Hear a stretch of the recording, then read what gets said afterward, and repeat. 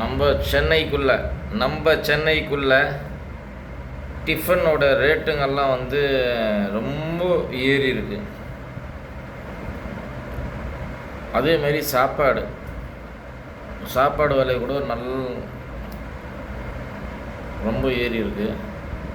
சாதாரண ஃபுட்பாத்தில் போடுற தோசை, இட்லி விலை ரொம்ப ஏறி இருக்கு. அதனால் நான் எல்லாருக்கும் சொல்கிறது தான்,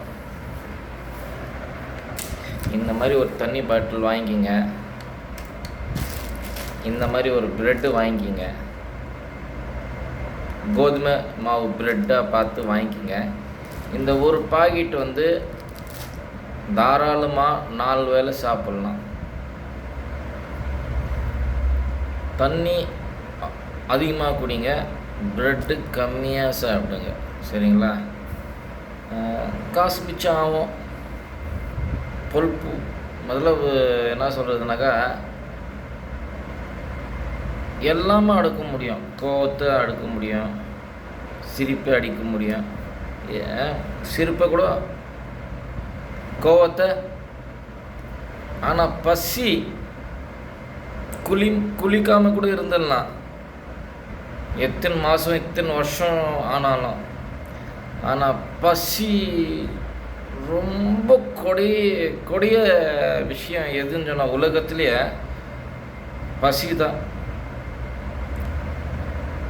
ரொம்ப நாட்கள் ரொம்ப ஒரு 10 நாள் சாப்பிடாம இருந்து பாருங்கள். அப்போ தான் வந்து பசினா என்னன்னு தெரியும். அது சும்மா சொல்லலை, ஒரு முன்னோர்கள் வந்து எழுதி வச்சுட்டு போய்க்கிறாங்க. பசியாக இருக்கிறவங்களுக்கு சாப்பாடு வாங்கி கொடுத்துட்டு புண்ணியத்தை தேடிக்கிங்கன்னு சொல்லி. இப்போ தான் நம்ம இந்தியாவுக்குள்ளே கொஞ்சம் கொஞ்சமாக மாறின்னு வருது.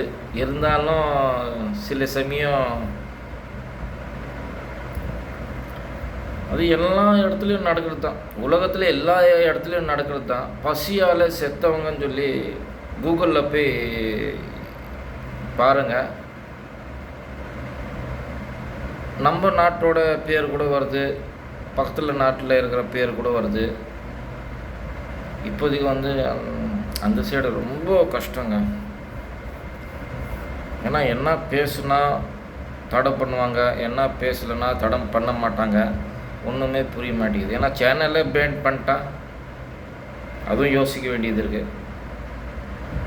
பொதுவாகவே நான் சொல்கிறது என்னன்னாக்கா, பட்னியாக இருந்தால் உங்கள்கிட்ட காசு இருந்தால் வாங்கி கொடுத்துடுங்க, பரவாயில்லைண்ணா. காசு சேர்க்கலைனாலும் பரவாயில்ல, பில்டிங் கட்டலைனாலும் பரவாயில்ல, வீடு கட்டலைனாலும் பரவாயில்ல, பொண்டாட்டி பிள்ளைங்கிட்ட திட்டு வாங்கினாலும் பரவாயில்ல. எதற்காக யாராவது பட்னியாக இருக்கிறாங்கன்னு சொன்னாங்கன்னா முதல்ல காசு இருந்தால் சாப்பாடு வாங்கி கொடுத்துடுங்க. இப்போ இருக்கிற விலைவாசிக்கு சாப்பாடெல்லாம் வாங்கி கொடுக்காதீங்க. நேராக போங்க மளிகை என்னென்ன சமைக்க தேவையோ அதெல்லாம் வாங்கி கொடுத்துடுங்க. அவங்க எங்கேயாவது விறகு வாங்கியாவது சமைச்சிக்குவாங்க. சரிங்களா? சரி, இந்த வீடியோ இங்கேருந்து முடிக்கிறேன். பேசி என்னோடய யூடியூப் சேனலில் அப்புறமா பிளாக் பண்ண போகிறாங்க. சின்ன பையனோட யூடியூப் சேனல் கூட பிளாக் பண்ணி வச்சுக்கிறாங்க. அந்த சைடு ஒரு காமெடி ஒரு 4-5 காமெடி செய்கிற ஆளோட யூடியூப் கூட பேன் பண்ணி வச்சுக்கிறாங்க. பெரிய பெரிய யூடியூப்காரங்களும் எதுக்காக பேசுறதுக்கு பயப்படுறாங்கன்னு சொல்லி இப்போ தான் தெரியுது எனக்கு. பேரை சொல்ல விரும்பல நான். நம்ம தமிழ் யூடியூபருங்கள் கூட நிறைய பேர் ஃபேமஸாக இருக்கிறாங்க. அவங்கெல்லாம் ஏன் பயப்படுறாங்க இப்போ தான் தெரியுது. அதனால் நானும் பேசுறதில்ல. பட்னியாரவங்களுக்கு சாப்பாடு வாங்கி கொடுங்க. இப்போ இருக்கிற நிலைமை பார்த்தா அது எங்கே தான் போய் சேரும்னு தெரில. ஏன்னா ட்ரம்ப் எந்த நேரத்தில் என்ன பேசுவாருன்னு சொல்லி அவருக்கே தெரியாதா, இல்லை சகுனி மாமா நான் வச்ச பேர் ட்ரம்ப்புக்கு கரெக்டாக இருக்குல்ல? கமெண்ட்ஸில் சொல்லுங்கள் பார்க்கலாம்.